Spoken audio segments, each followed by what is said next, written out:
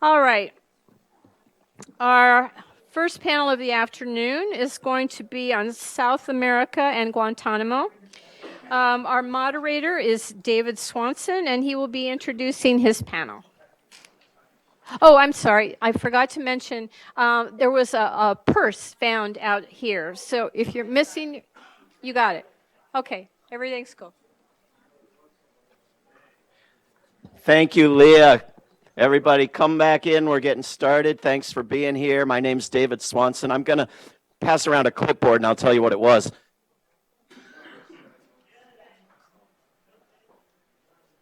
Just passed around a clipboard.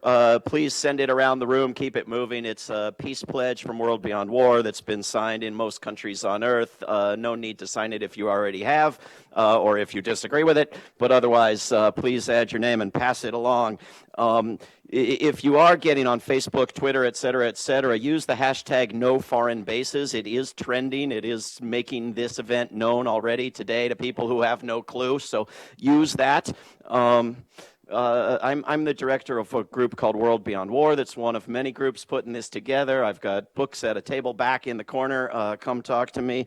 TheRealNews.com is also giving this live stream on their website and interviewed me yesterday. And some of us went to Red Emma's for dinner last night to support them and may go down to the Real News Network's restaurant tonight when we get a dinner break. It's not far from where the rally was yesterday. I'm going to read a letter sent to us from Brazil, and then we're going to have our panel, which I guess we're starting half an hour late. We may have to end a half hour late, but we won't waste any minutes. Dear friends and activists gathered in Baltimore, Maryland at the Conference on U.S. Foreign Military Bases, the Brazilian Center for Solidarity with the Peoples and Struggle for Peace send our greetings to the brave promoters of this initiative and the broader effort of consolidating a U.S. coalition. We wish you success in this process. As other peace organizations and social movements in Latin America and the Caribbean and other regions of the world, our focus on the threat posed by the U.S. military bases is certainly a priority. Seeing the progress of what can be a powerful international coalition based on what unites us gives us great hope. We are certain that unity will strengthen our common struggle. The approximately 1,000 U.S. military bases spread throughout the planet are, as we all have denounced, outposts of imperialism, offensive, aggressive, exploitative, and warmongering policy promoted by the U.S. leadership. In Latin America and the Caribbean, dozens of bases surround the peoples and threaten them with the plunder of their resources. Moreover, new bases were announced for the regions near the border of Argentina with Brazil and Paraguay. All that is added to the activities of regime change or the support to various coup d'etat, interference, and the threat of violation of national sovereignties. Furthermore, bases can still serve the agenda of a warmongering bloc such as NATO. In these tropics, although the Latin American and Caribbean peoples was expressed in the proclamation of this as a zone of peace in the summit of the Community of Latin American and Caribbean States in 2014 in Havana.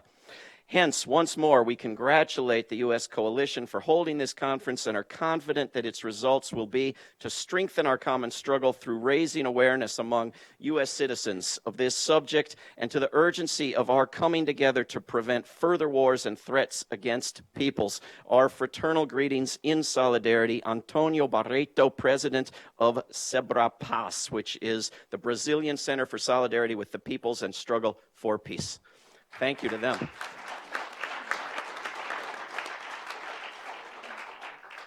So I get to introduce to you three terrific speakers, 15 minutes each, 2 minutes on actions at the end, questions and answers in between there, topic of Latin American and Caribbean nations. But first I'm allowed to say what's on my mind for 5 minutes, so I'm going to do that. I'm thinking at the moment that the first European bases on this coast were foreign bases, and that they moved west, and that the practice has never paused. I live almost next door to the former home of James Monroe, whose Monroe Doctrine, as evolved and abused over the centuries, ought to be buried. The U.S. policy of anti-democratically and often violently seeking to dominate the nations to its south in the name of preventing some other force from doing so, has seen its shelf life expire. The communism excuse is gone. The terrorism and drugs excuses are weak and getting weaker. The United States keeps small numbers of troops in almost every country or territory to its south, with the biggest numbers in Puerto Rico, Cuba, Honduras, and El Salvador, with many more within striking distance in Texas and in Florida, where the U.S. maintains a command center that claims to command the hemisphere. The U.S. even has the use of an island in the middle of the Atlantic that the British used in the Falklands War. Is Latin America a military threat to the United States or the world? Hardly. The threat perceived by some segment in the U.S. is of an influx of refugees from hardships, including mostly human-created disasters, and most of those created in part by U.S. militarism.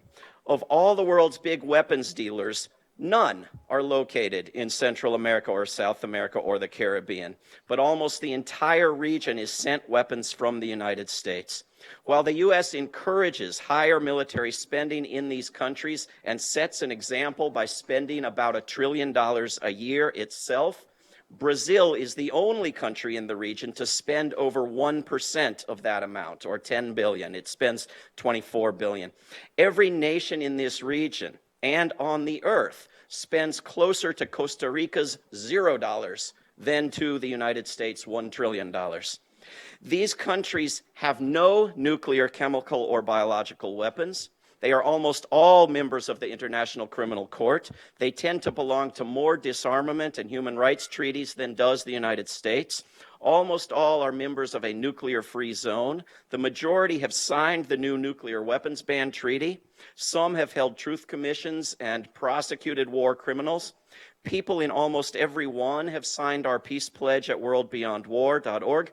4 years ago this month, 31 Latin American and Caribbean countries declared themselves a zone of peace and committed to not using and to seeking to end all war making and to advancing complete disarmament. What does this model behavior earn the region from the United States? Just since 1945, numerous elections interfered with, assassinations of leaders or attempts in 8 countries I know of, overthrown governments or attempts at it in 15 countries that we know of, attacks by the U.S. military in 13 countries I know of. In 2013, Gallup polled in Argentina, Mexico, Brazil, and Peru, and in each case found the United States the very top answer to the question, what country is the greatest threat to peace in the world?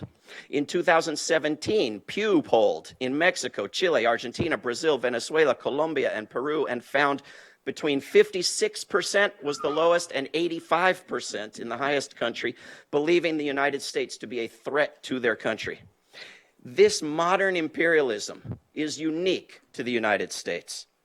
It may be that communication and organizing is all we need to end it using existing popular sentiment. Maybe we can even close the bases because of the ingratitude of foreigners for our imagined generosity.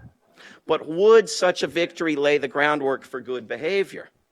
U.S. exceptionalism that justifies imperial bullying is a prominent sentiment we may have to cure.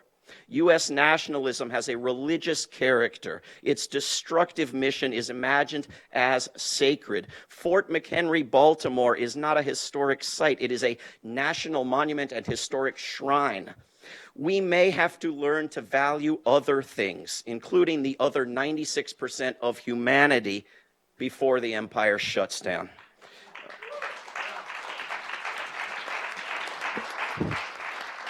I want to bring up our first speaker, whose name is Cheryl LaBash. She is the co-chair.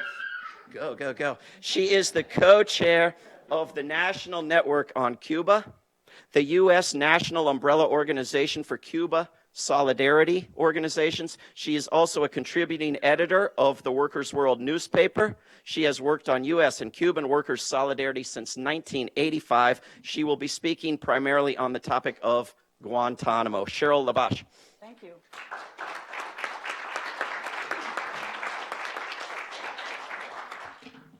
Okay, bear with me. We do have a some pictures. Yay. Got pictures?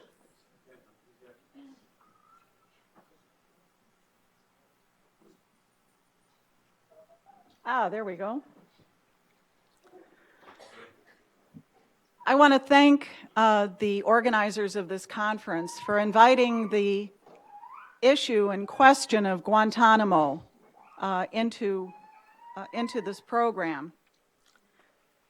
If it wasn't for the blockade, the U.S. economic, commercial, financial, and travel blockade that has been imposed on Cuba for, nearly 60 years now, the people representing MOVPAS, who you heard a statement from last night, or the historians from Guantanamo province or Caymanera, a town that's adjacent to the Guantanamo naval base, might have been able to come here and speak for themselves. We look forward to the day when we can have the Cubans who represent revolutionary Cuba come to the United States and we can hear from them directly.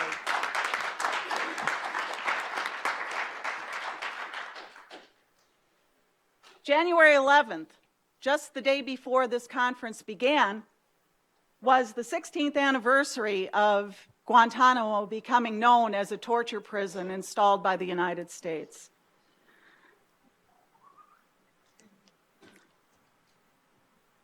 We had an opportunity to go to the 5th seminar, and in the statement last night from MOVPAS, they said in 2019 there will be another one, and hopefully all of us can not only go, but organize others, reach out to young people. What's the matter? I'm in the middle of people.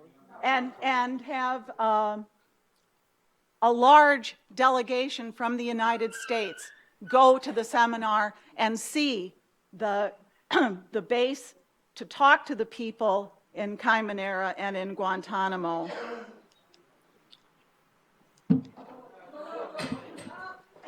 What happened? Excuse me. Let's go find your mom.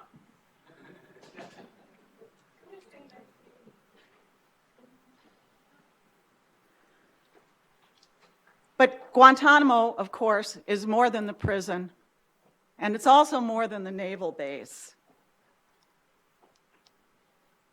In 1898, the United States raised its flag for the first time over Guantanamo. That was when the U.S. was moving beyond the borders of the North American continent and into foreign domination. The so-called Spanish-American War was the way the United States took over not only Cuba, but Puerto Rico, and also the Philippines. And we can see the results of that imperialist action today. The Platt Amendment is what codified U.S. domination over Cuba, and this is an interesting graphic that I saw, basically branding the Cuban people with the trademark of the United States. The United States intervened in the Liberation War. It's not always about the United States. The Cuban people had risen up in 1868.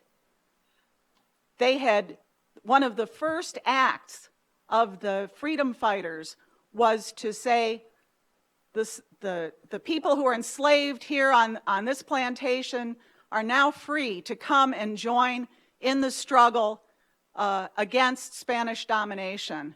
And it really laid the basis of the Cuba that we see today, which has strongly stood against racism around the world, especially in Africa and actually throughout the world, here in the United States as well. This is the fragment of the Platt Amendment, and a lot of this is thanks to the people at MOVPAS who provided documents that I have brought here for you.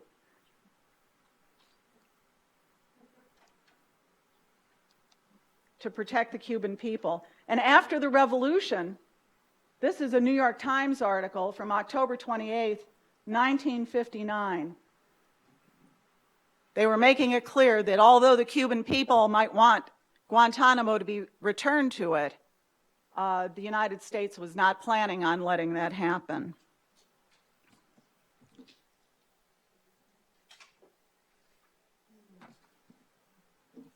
In 1959 changed a relationship with the Guantanamo naval base and, of course, with the United States. We know, because we've heard from Okinawa, we heard from the speakers earlier today, what a U.S. military base means for the people who live around it. It wasn't any different for the people who lived near the Guantanamo naval base before the Cuban Revolution. What the Cuban Revolution has done is protect the people of Caymanera and the people adjacent to the base from the kind of exploitation and, well, they can't protect them entirely from the pollution, but from so many of the negative effects that U.S. militarism has.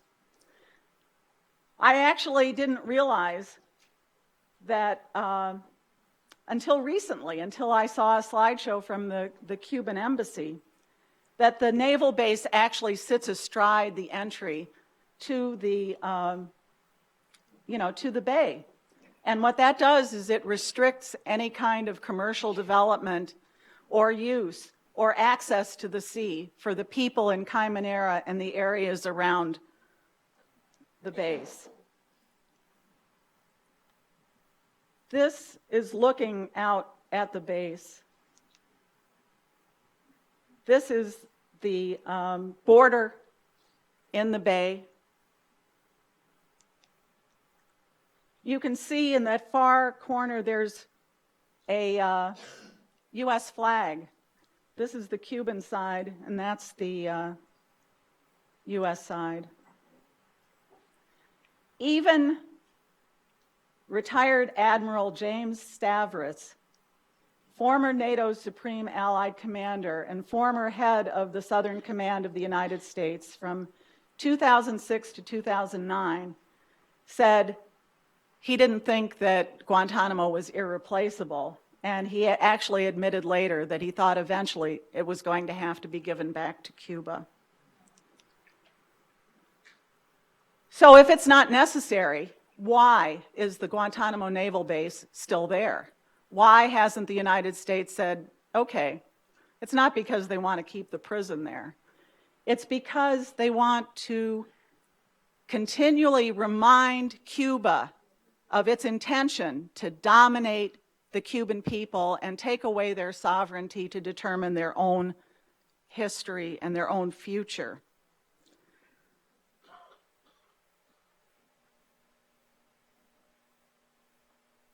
This is the medical school in Guantanamo. See, Guantanamo is a city, it's a province, it's part of a country that has sovereignty. In 1953, Fidel Castro and the revolutionaries attacked the Moncada barracks. This is now a school and a historical museum. We took the pictures of the kids in the school, and you can see kids going out back into the classrooms at the former Moncada barracks.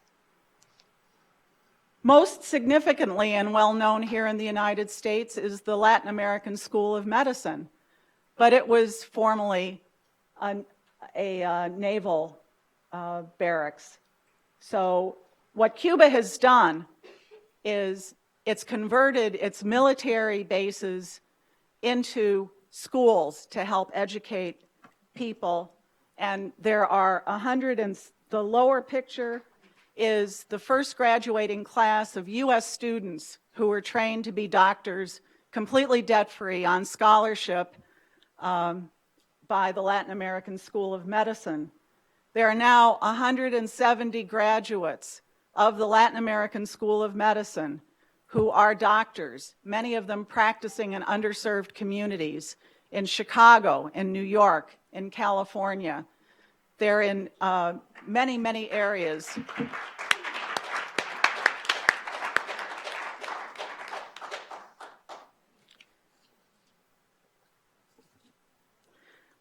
We heard earlier about how Ecuador said that the Manta base should be closed, and in fact the U.S. acquiesced to that. But basically what they did is they shifted the forces to other areas like Colombia. So that's why all of the bases need to be closed, in addition to Guantanamo. These are some of the young people in Guantanamo. They're part of the youth group called La Colmenita, the Little Beehive. The people of Guantanamo have the right to have access to the Guantanamo Bay. They have a right to establish whatever economic development they want to have there, free of the U.S. naval base. This is a display done by a student who has a disability. She did a graphic, a diorama of the prison, the guard posts, and says, all of Guantanamo is ours. We certainly hope that and welcome the February 23rd demonstrations on the anniversary of the official founding of the U.S. naval base. And remember in everything that we do that Cuba protects the people from the effects of the bases. If we can have the kind of social change that Cuba has had, we can defeat the bases and have a better life for everyone. Thank you.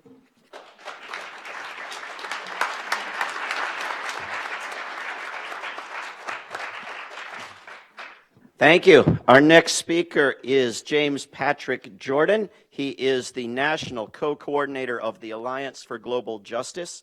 He has particular responsibility for AFGJ's labor and ecological work and particular experience and expertise regarding related struggles in Colombia, Mexico, and Peru. He shares responsibility for AFGJ's Human Rights Coalition involvement and efforts resisting U.S. interference in other countries' electoral processes. They would never do that. James Patrick Jordan, welcome.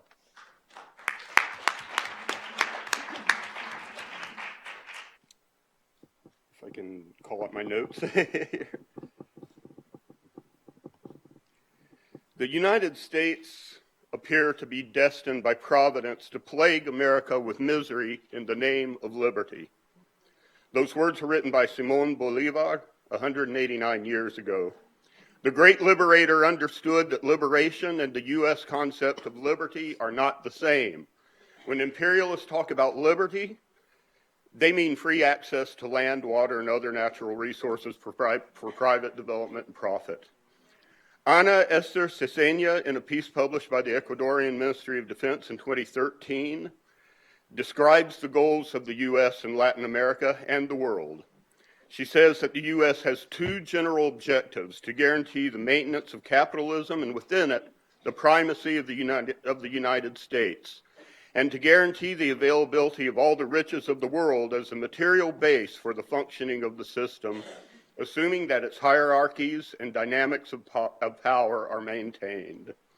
So years before Bolívar penned his prescient words, the Monroe Doctrine declared to European governments that any attempt to interfere in Latin America would be deemed dangerous to our peace and safety.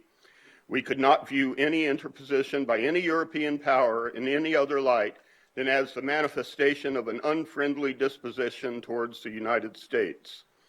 By emphasizing the interference as an unfriendly disposition towards the United States, the Monroe Doctrine place Latin American independence within a context of dependency on and integration into U.S. national interests.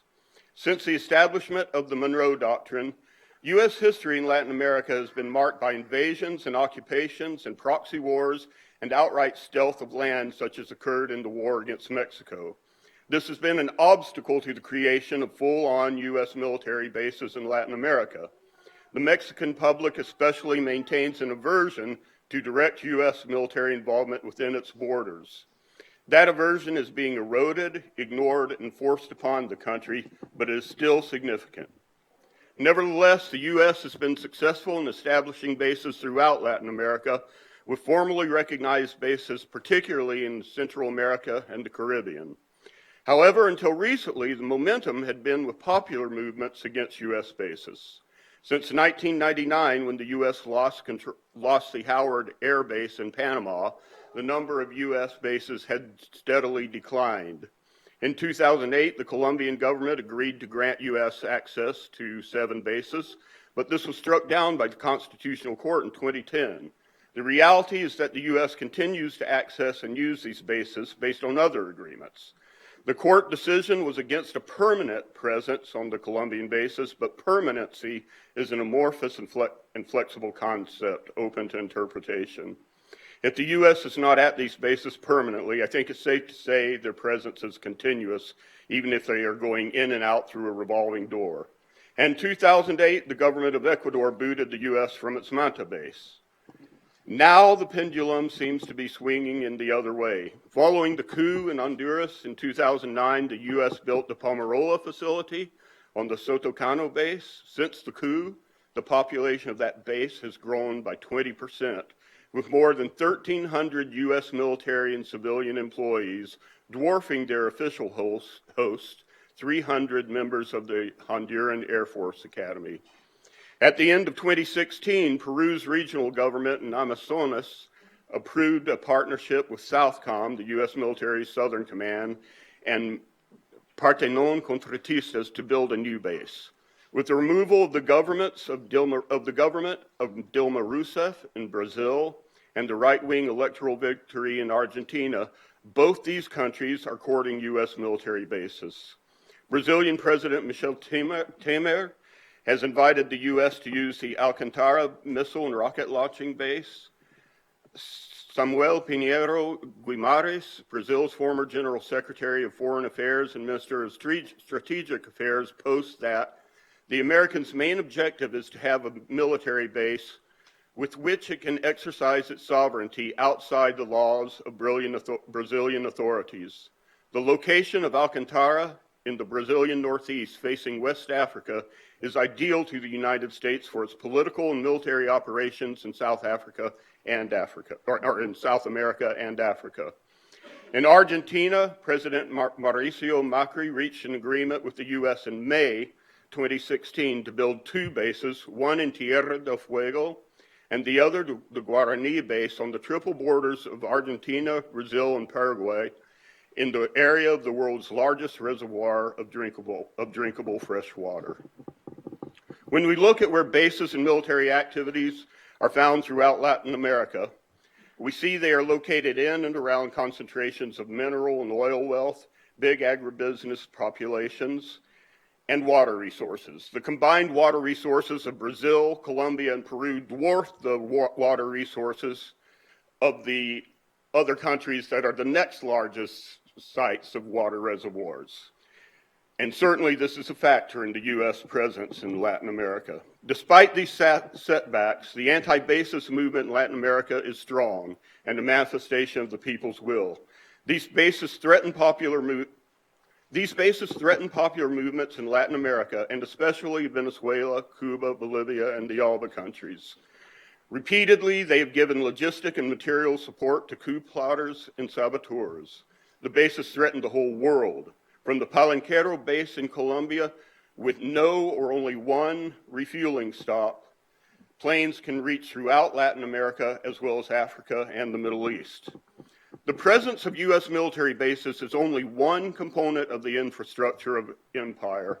We know, for instance, that U.S. military interventions, base constructions, and accords are almost always followed by the passage of laws undermining traditional farming, granting privatization of mineral and oil wealth, militarization of police and borders, and construction and redesign of penitentiary systems based on a U.S. model. I want to call attention to my colleague Nassim Chata here, who's the leading expert today on prison imperialism. With respect to the U.S. military activities in Latin America, bases are only the tip of the iceberg. We must also consider the reactivation of the Fourth Fleet in the Caribbean, the rapid increase in joint military exercises throughout the hemisphere, which often result in the deployment of temporary and therefore mobile bases, and the constant flow of military advisors and trainers. One of the most effective methods to get around the anti-basis movement is something I've been calling convenient autonomy, or perhaps better put, servile sovereignty, wherein allied and client countries act as proxies for U.S. interests, but do so under the guise of autonomous action. Ana Cesena writes that in 2001, after the events of the Twin Towers in New York, they would bring together the Northern Command charged directly with an internal security mission that addressed not only the U.S.-owned territory, but all the area of North America. We have come to see with the passage of a decade that already there are 9 commands guaranteeing a more detailed supervision of the land, seas, glaciers, and populations that make up the Earth in its entirety. These commands effectively put the militaries of nations under the coordination of the Pentagon. One might say that their national militaries are themselves bases for U.S. designs. As is so often the case, Colombia is the testing ground for new tactics that masquerade as independent accords between sovereign nations, thus obfuscating their subservience to the imperial designs of the U.S. political and military machinery. For instance, in 2012, the U.S. and Colombia signed an agreement of military cooperation that has resulted in Colombia patrolling with the U.S. in Central American and West African waters and skies. Colombia has become heavily involved in training of military, police, court, and prison personnel around the world. Over the last decade, Colombia has trained well over 25,000 agents around the world, half of those in Mexico. General John Kelly, President Trump's current chief of staff and formerly head of Homeland Security, was before that the commander of Southcom. He testified before Congress in 2014 that the beauty of having a Colombia, they're such good partners, particularly in the military realm. When we ask them to go somewhere else and train the Mexicans, the Hondurans, the Guatemalans, the Panamanians, they will do it almost without asking, and they'll do it on their own. That's why it's important for them to go, because I'm, at least on the military side, restricted from working with some of these countries because of limitations that are really based on past sins, and I'll let it go at that. In fact, this relationship with Colombia has been so successful that these tactics are being pursued with Mexico, including the development of Plan Mexico, patterned after Plan Colombia. At a conference in October 2016, Rebecca Chavez, then Deputy Secretary of Defense for Western Hemisphere Affairs, revealed that both the United States and Mexico had taken steps that have resulted in a transformation of this strategic relationship. Mexico has expanded its military mission with attachés in Indonesia, Iran, Egypt, South Africa, and a number of other countries. It has participated in activities in Haiti and Colombia. Chavez cites President Enrique Peña Nieto for reevaluating the role of the Mexican military, saying even before the shift, Mexico engaged in approximately 40 external activities to support around 25 different partners. It is a very good idea for us to participate in the global movement against foreign U.S. and NATO military bases. But any victories we win will be short-sighted if we don't connect to the larger movement against imperialism and for liberation. The designs of the Pentagon are adaptable. Military agreements, joint exercises, coordinated commands are among the ways to augment and even replace the need for foreign base expansion.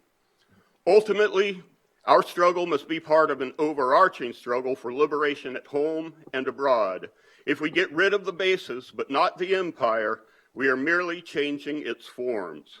In the final analysis, the only answer will be to shake off the yoke of U.S. capitalist domination and replace it with something better. That is participatory democracy and socialism.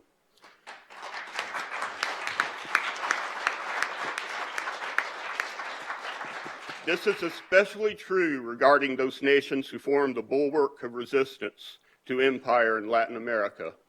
So whenever we raise the cry of no more bases, then let us answer that with a cry, with a demand for hands off Venezuela, hands off Cuba, hands off Bolivia, U.S. out of Puerto Rico, and solidarity with every popular movement that stands in the way of empire until that empire is utterly and completely dismantled. Thank you.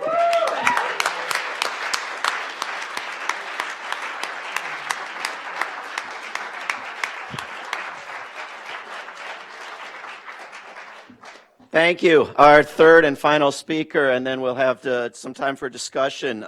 Berta Joubert-Ceci, you can correct my pronunciation, is a member of the Americas Steering Committee of the Women's International Democratic Federation. She will be speaking today primarily on the topic of Puerto Rico.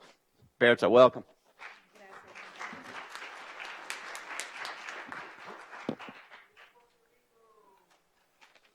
Viva Puerto Rico libre y socialista. Oh, it's up there. I'm sorry. So if the compañeros from the technical, while the compañero starts, is compañeras y compañeros. First of all, I would like to. Is this?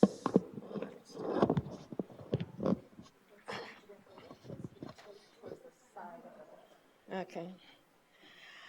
I would like to thank the organizers of this event because gatherings like this are a very crucial step in this dangerous time for the mobilization of people throughout the world, for the possibility so urgent of launching a struggle at a global scale, and to broaden to include those who have been ignored for so long.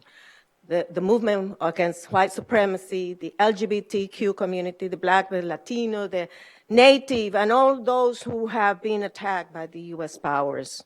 Every progressive country, every progressive movement, every progressive idea right now is under fierce attack by a dying capitalist establishment that wants to turn around any gains obtained by the popular movement throughout the world. That's what we see in Latin America now. And I want to thank you especially on behalf of the Boricua people for the inclusion of Puerto Rico on the agenda. I'm supposed to. This, he has the presentation. Yeah. Well, in the meantime, I thought the presentation was done, but what are the points that we want to get across? And those are coming up there. It's the current debt crisis, that it's a result of the colonialist policy throughout a century that were tailored to benefit US companies, economic interests. Second is the effects of Hurricane Maria, both for the United States and the people of Puerto Rico. And the third is like what to do, particularly what in the United States can do. And although, yeah.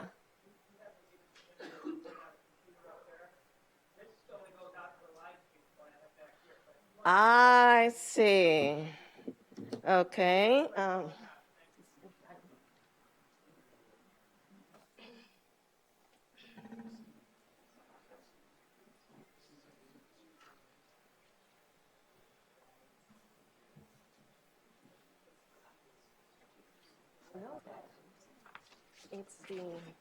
It's in a folder. It's in a folder.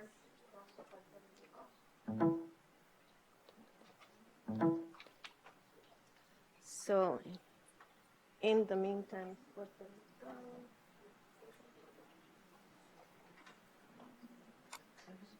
and then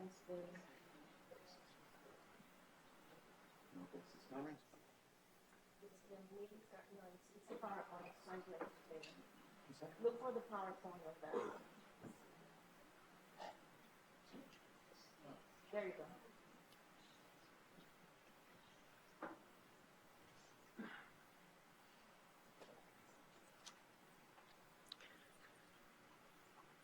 There you go. So, okay. So we go, and then I can go from here. Okay. The next one is, these are the points that I just mentioned. And although the U.S. has military presence in Puerto Rico, I would like to address the most urgent problems right now in Puerto Rico, which are the developments after the hurricane and the debt crisis. But let's have a brief background before the hurricane. In Puerto Rico, it is the time is talk about before or after Maria, and that's September 20th last year.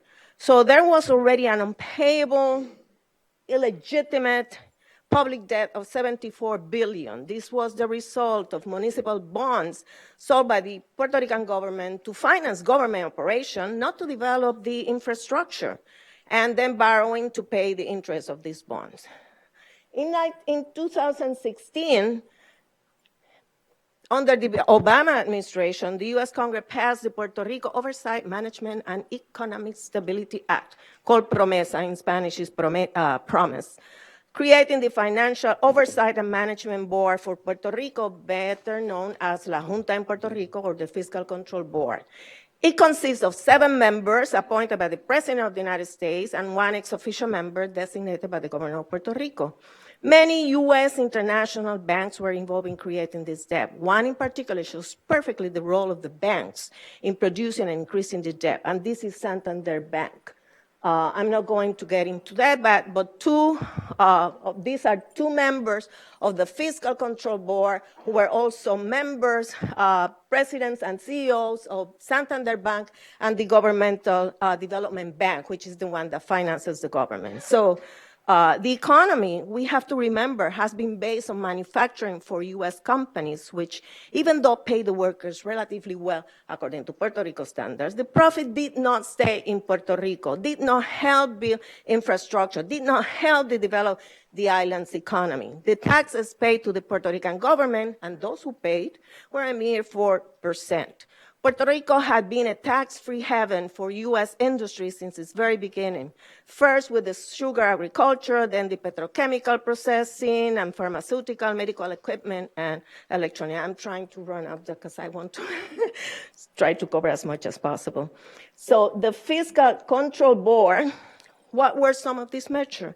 They proposed austerity plans that included cuts in healthcare, the public university, 10% of pensions were cut of the public workers, reduction of a workday, elimination of Christmas bonus, increased taxes, elimination of funding for the 78 municipalities that exist in Puerto Rico, which, by the way, were the first one and the only ones who have been dealing with the crisis after Maria. Then they contracted school closing and privatization of the state energy industry and finance healthy agencies. So while the majority of Puerto Ricans were thrown into poverty, and this is even before Maria, at the same time, obscene amounts of millions of dollars were being paid to this Fiscal Control Board and consultants, subcontractors, and an example, you have it there. This is Natalie Jaresko. She's an American-Ukrainian who was in Ukraine trying to fix Ukraine's end. And she's now the executive director of the Fiscal Control Board in Puerto Rico, paid by nothing but $625,000 a day. You can see this graphic. She's the one on top. She's more than all the people that you see there, including Donald Trump. And she's the head of the Fiscal Control Board of this very poor, bankrupt island. Then comes Irma, 2 weeks later, Maria in September 20. destroying Culebra, Vieques, and Puerto Rico. We have to remember Puerto Rico is an archipelago. Puerto Rico, what is referred to, is the big island, but there are two more islands, which Compañera Maria talked about Vieques, but there is also Culebra, which are inhabited. The destruction cost is only comparable to the San Ciriaco hurricane, 1899. That was 1 year after U.S. invaded Puerto Rico. And the U.S. used it to change Puerto Rico's economy, imposing the dollar by substituting the peso, which was the currency, and substituting the export of coffee and tobacco to Europe, and then imposing the sugar industry, which benefits only the United States. Similarly, the collapse of the electric system, for example, gave the U.S., the destruction now, gave the U.S. the perfect excuse to accelerate their plans of privatization of this essential industry.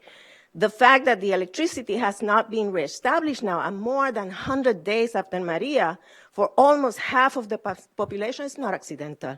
They hope that people will get so desperate that they will accept the privatization with the higher cost of utility. This segment alone has uncovered the deep corruption of the local government in conjunction with the federal government. This is very, as an example of capitalism, the corruption goes hand in hand.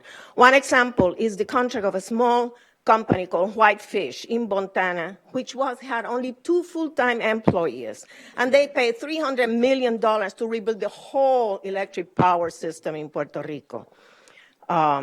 Of course, that's in litigation now. But, FEMA and the Corps Argentina, this great, institution from the United States that help people rebuild, well, they both are in charge of restoration, particularly the electricity, and we know from Katrina their slowness. Both FEMA and the Corps, this is where they were hosted. This nice, you saw the instruction before. This is a nice convention center with internet and light and air conditioning. That's where the Corps of the Engineer and FEMA were housed. They wouldn't go to the mountains. So since the beginning, FEMA took control of all the containers that arrived in the island with material aid and supplies and would not distribute the good.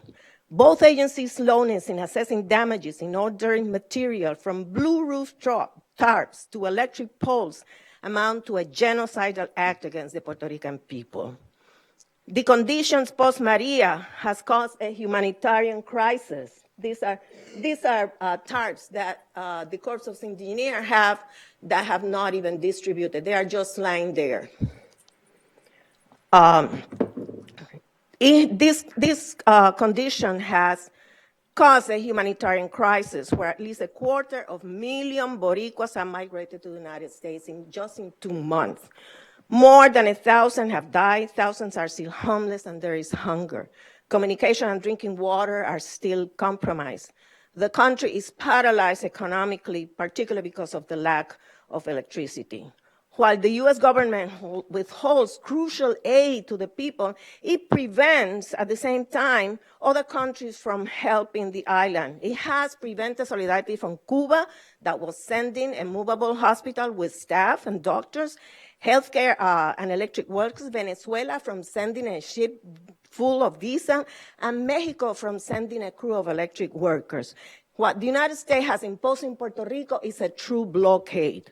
What we're witnessing in Puerto Rico is not only the devastation of 2 hurricanes and the failure of reconstruction by both governments, local and the United States, it is the exposure of the complete catastrophe of a colonial status that has finally reached a dead end. And with no sovereignty, Puerto Rico cannot solve this crisis. There is, however, an important and very positive development in Puerto Rico, and you see this.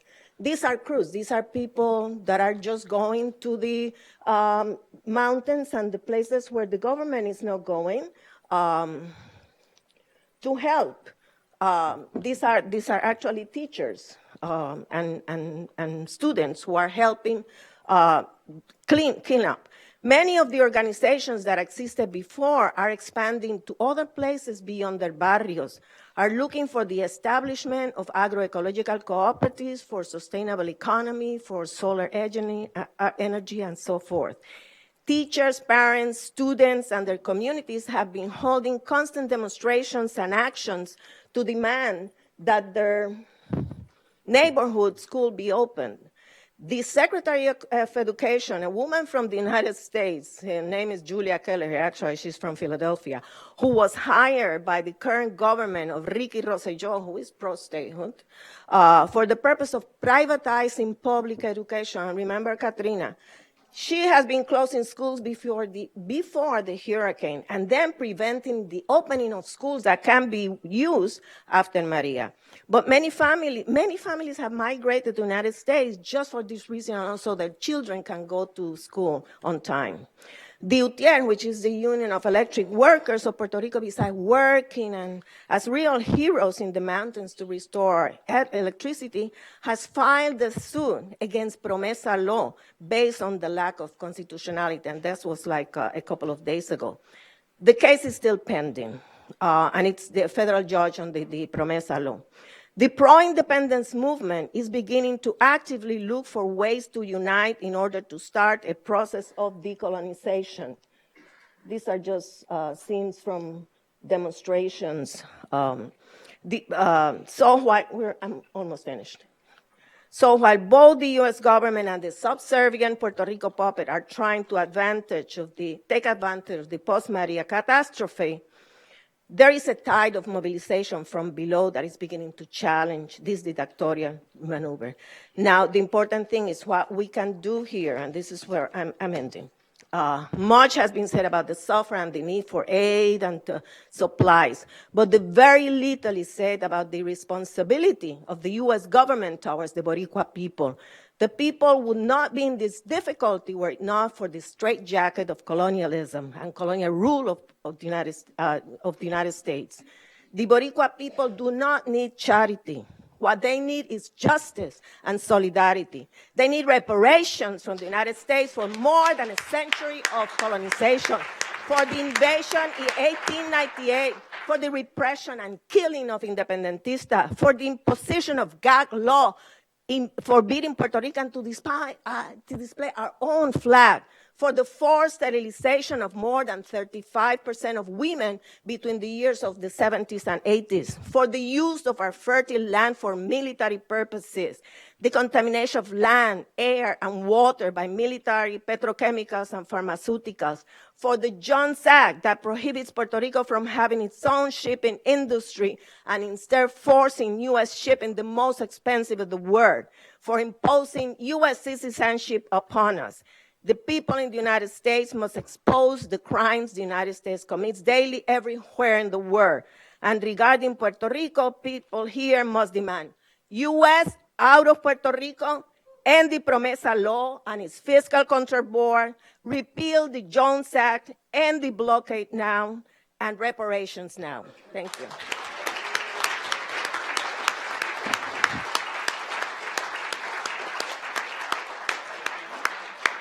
You got the mic to take around. Thank you. Wonderful presentations. We have time now for some discussion. Sure. Any hands? Very back of the room. Please don't. Please wait for the mic if you're willing. The mic is coming.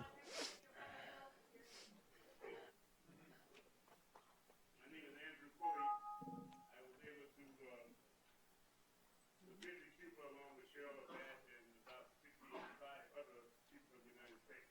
Last October for 2 weeks, on a tour called The First Step of Che, which marked the 50th anniversary of his falling in the Immigration War in the Caribbean. And instead,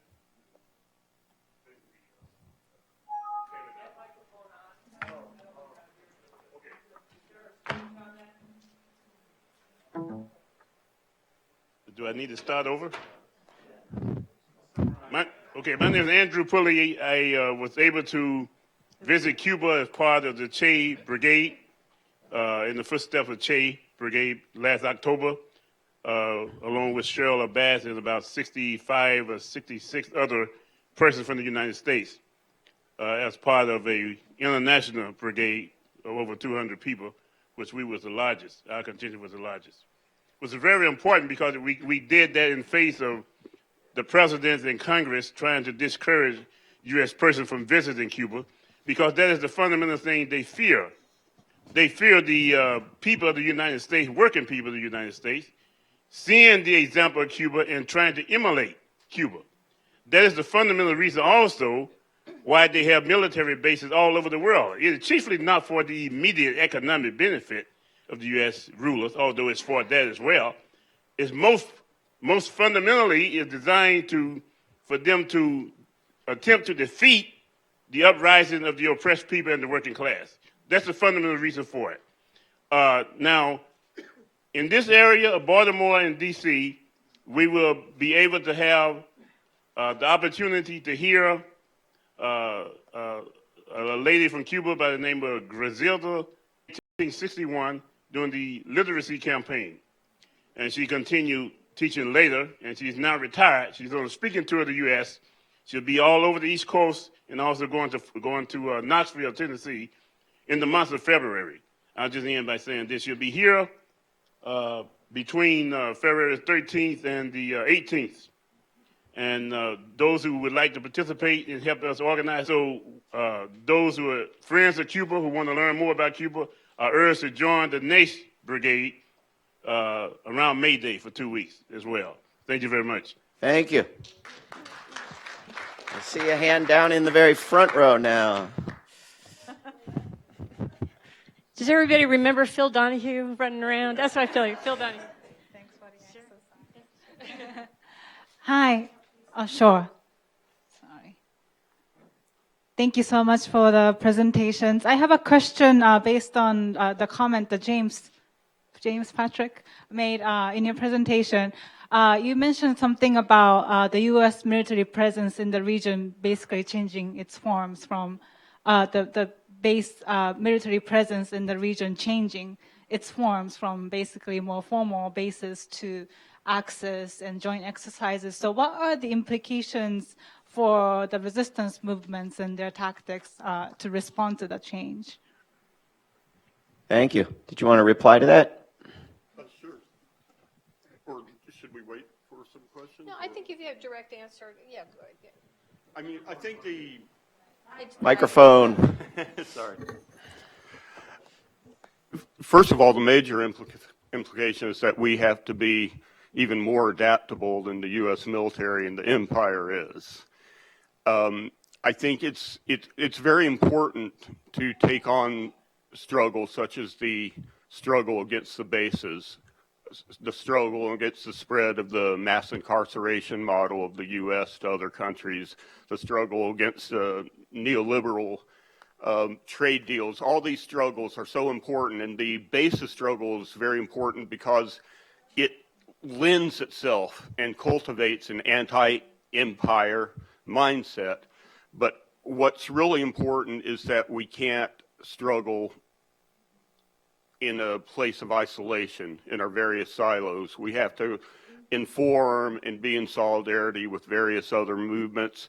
And finally, again, as I said, I don't believe there's anything more important in any of our struggles, anti-war, anti-bases movements, environmental movements, than struggling for our own liberation and true democracy and being in solidarity with liberation movements throughout the world, because that's what's essential to really change the whole big picture rather than just a part. But the basis struggle is very, very important because it does have the popular will and popular support. So it's very important to get behind that.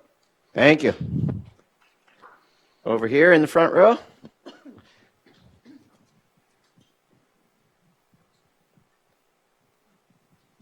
So this is for James also. Is it working? Yeah. Hello. Yeah. This is for James also. In your comments about Colombia in particular, if I recall, you were talking about how they were exporting some of their military expertise that we've given them elsewhere. Yes. One of the reports that I've heard is that the UAE and as mercenaries, is there any relationship between that and the bases and our relationships? Because we seem to want that war to go on, and so the question is: are there any relationships between those that you can see that it might be obvious?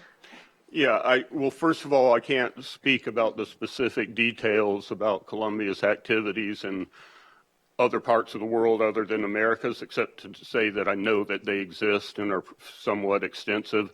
Colombia is the only Latin American country, I believe, that sent any agents, any personnel to Afghanistan. The United States is promoting Colombia to have a special relationship with NATO and even to fully integrate into NATO is part of the idea.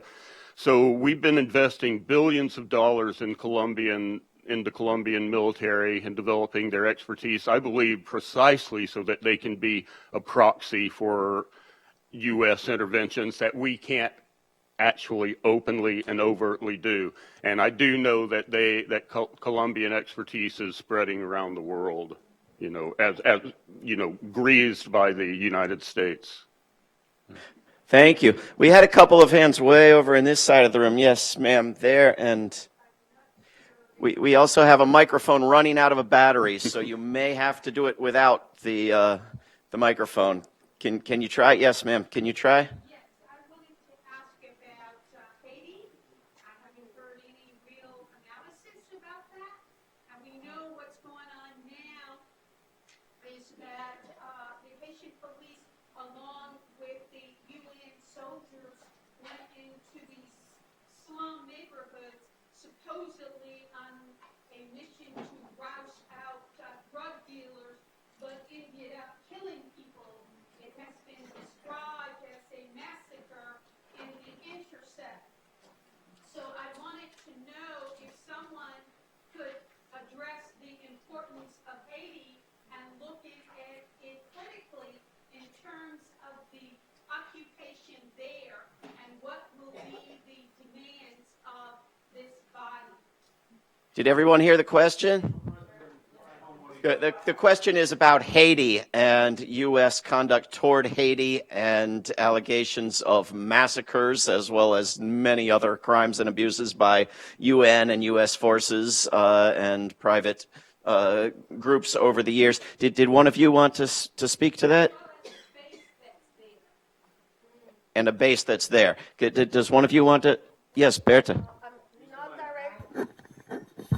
Not directly of that, but I think that Haiti and the Caribbean has to be also seen as a whole. And I know there are efforts now, particularly within the independence movement in Puerto Rico.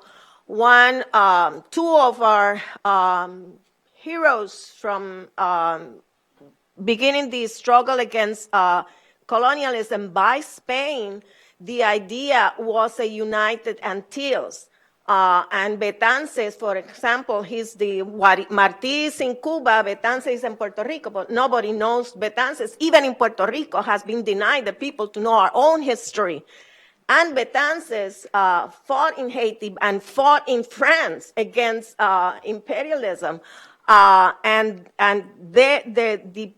the purpose was to unite the Antilles against the domination of what was they saw it was coming, which the United States, I think James talked about Bolivar's thing, the attack of imperialism. So there is this effort also because many Haitians also went to Puerto Rico and also Dominicans went to Puerto Rico and are living in Puerto Rico and are living now, and they are impacted by this new attack by the United States government against immigrants. But I don't know the exact situation right now, but that is in the works to work together and get all the troops out from Haiti and Puerto Rico and all where there is presence, even if there are no bases. And I think that James was so right, because right now it's not only bases, it's military presence, not necessarily in bases. Yeah, James, you want to add something? I do too. Go ahead. Yeah, thank you for bringing that up. Haiti is so important. And it actually set real standards for what's happening throughout Latin America. First of all, the coup in Haiti against Aristide was planned and training given by basically, one could call it a base, if not a military base, a counter-revolutionary base in the Dominican Republic that was funded and called together by the International Republican Institute, headed by John McCain and funded by the U.S. government.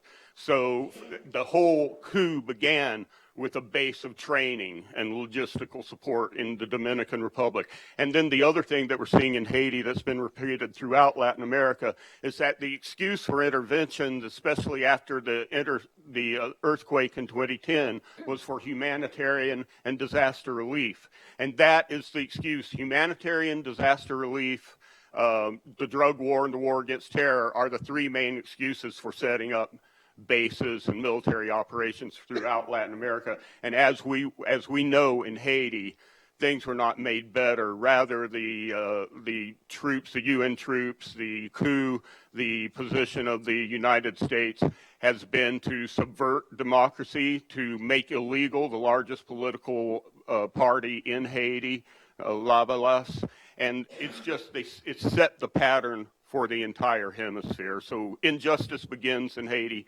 justice will begin in Haiti too. Very good, thank you. This is what I was going to add as well, is that our brothers and sisters in the peace movement who mean well, who say, let's turn the U.S. military into a disaster relief humanitarian organization, need to face the fact that it has been a fraudulent justification for military actions for many decades, and that we could train people and prepare people and equip people for disaster relief rather than sending in people armed and trained to kill to help out after a hurricane, and it would work better and make more sense and not allow this fraud.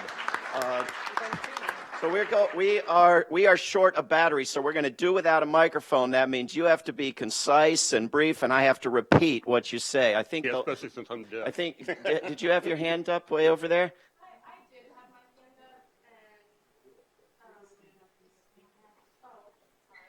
up, and Really loudly and really concisely.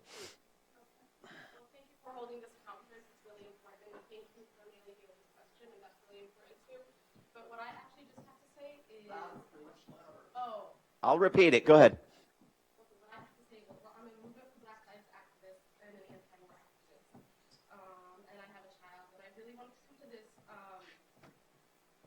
conference, but didn't have childcare, so I came with him anyway. And earlier, when he ran onto the floor, that lady over there, gave me a really nasty look, because I'm like, how dare your child be out here? And most of the people here were. There's no question except that this conference doesn't have childcare. Yeah. That's right. That's the question.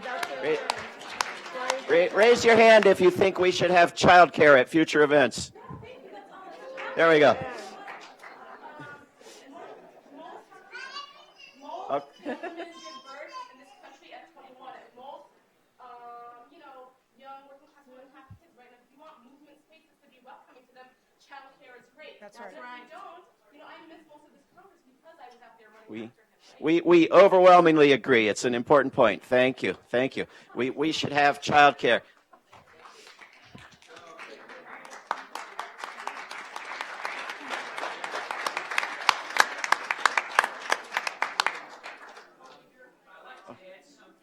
Can you stand up and do it really loudly and quickly, or come up here to this microphone if you need to?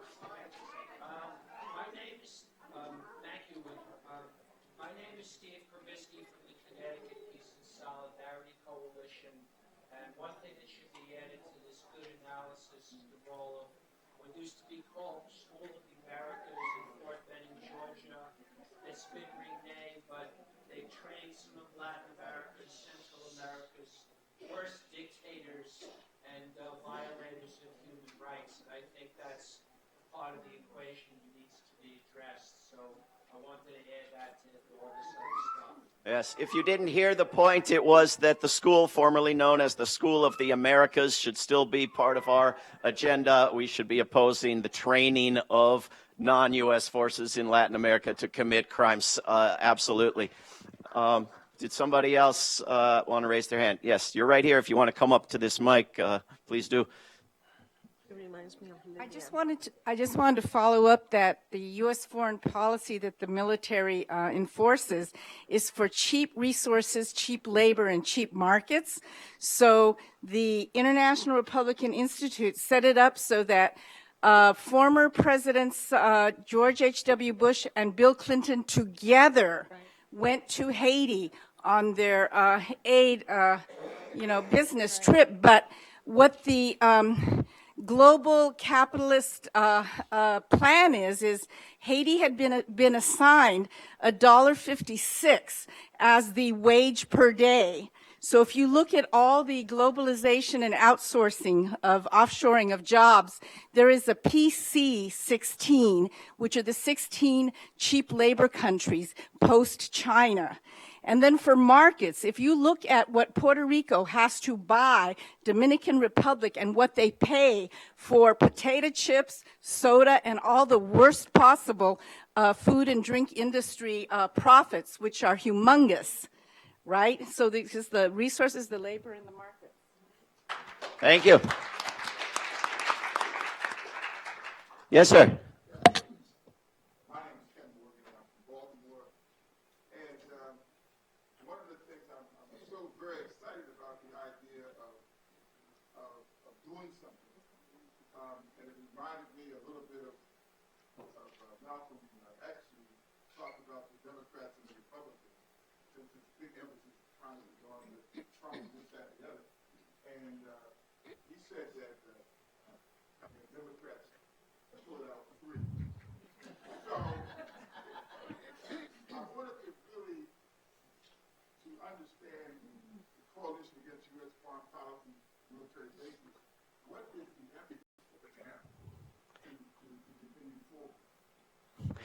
I think, tell me if I'm wrong, the question is, what is the focus of this new coalition on actions going forward? I'm kind of suggesting that reliance on the Republican or Democratic Party inconsistent with pushing the efforts forward.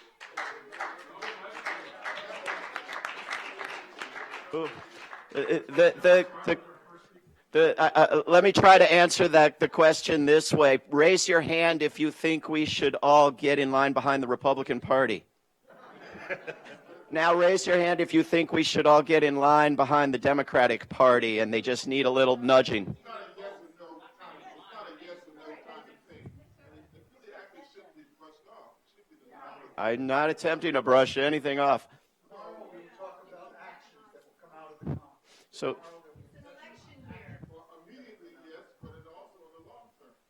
I think one point I just want to make quickly in response is that this room is probably very much the chorus, but that it is a case that has to be made to people outside this room and people watching on video who are deluded about one political party or the other and exaggerate the difference between the two. But as stated, there is a whole session tomorrow afternoon on this topic of what do we do moving forward. And it obviously is going to include nonpartisan, policy-driven action. One more, and then we're going to get some 2 minutes each from our panelists precisely on what do we do moving forward. Do we have one more person? Yes, go ahead, quickly. Mm-hmm. Do you want to come to the microphone very fast? Come up here, then people can hear you. You mentioned that Mexico, in a sense, indirectly on behalf of United States intervening in Iran. Where can I read or study that? Mexico and Iraq? Mexico and Iran. Iran. I actually only know one resource about that I looked up while I was researching for this, and the source of the information about Mexico military having some activities or a military attaché in Iran and some different countries. The source of the information was the Deputy Secretary of Defense for Western Hemisphere Affairs in 2016. Rebecca or Roberta Chavez. I don't think she's there now, but that's the source of the information I have, and I don't have any more details than that. Who wants to go first? 2 minutes each, up to 2 minutes each. What should we do moving forward? Okay. Well, actually, going off from the last, the question of the person in the back, too, of, where do we go from here? One thing that we've learned from Cuba, if we listen, is that unity is something that's very important.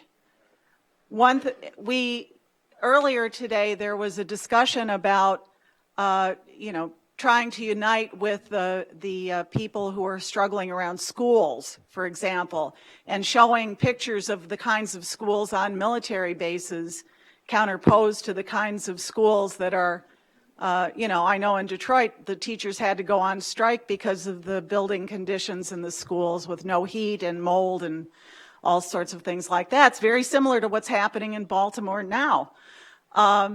So finding those ways of linking, especially to the most oppressed. I mean, that really was what the Cuban Revolution did. It focused on the most oppressed people, and they are the ones who rose up against the United States and the dictatorship.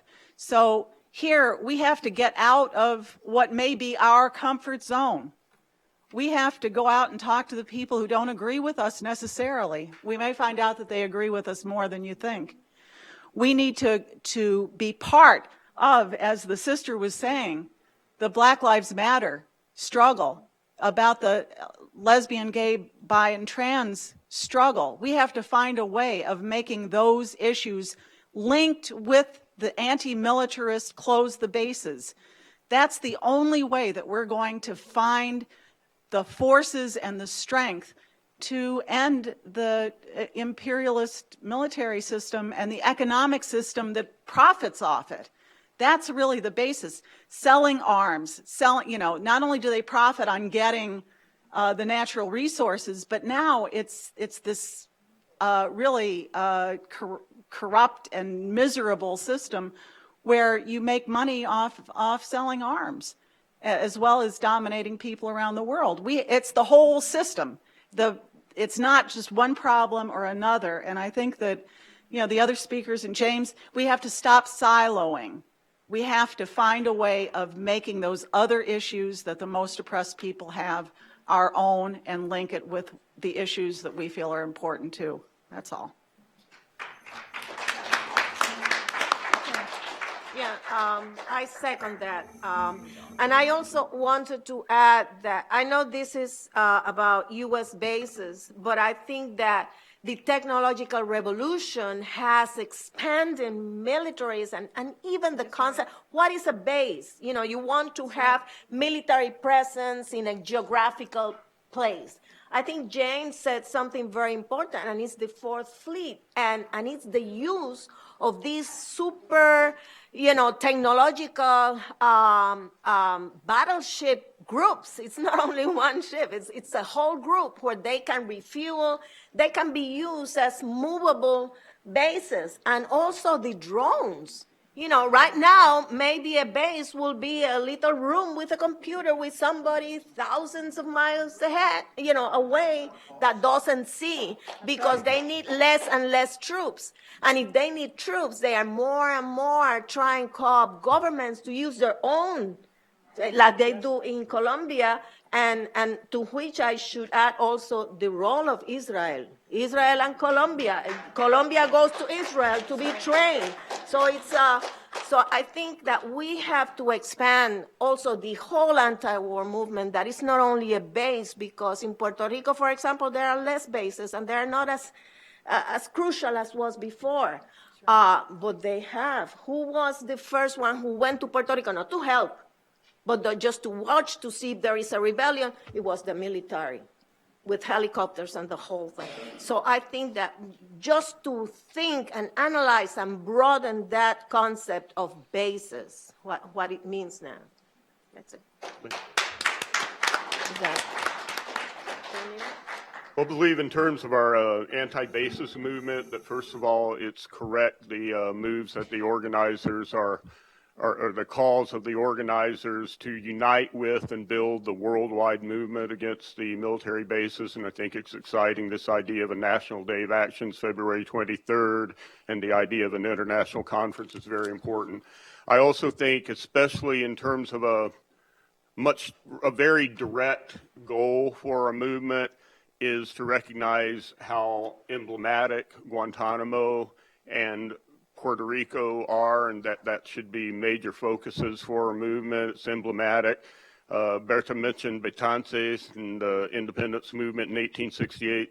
Well, Betances, of course, identified with Puerto Rico, but he spent a lot of time in the Dominican Republic and in Cuba, and the idea back then was for one Caribbean republic. Right. He's not called Puerto Rican even. Right.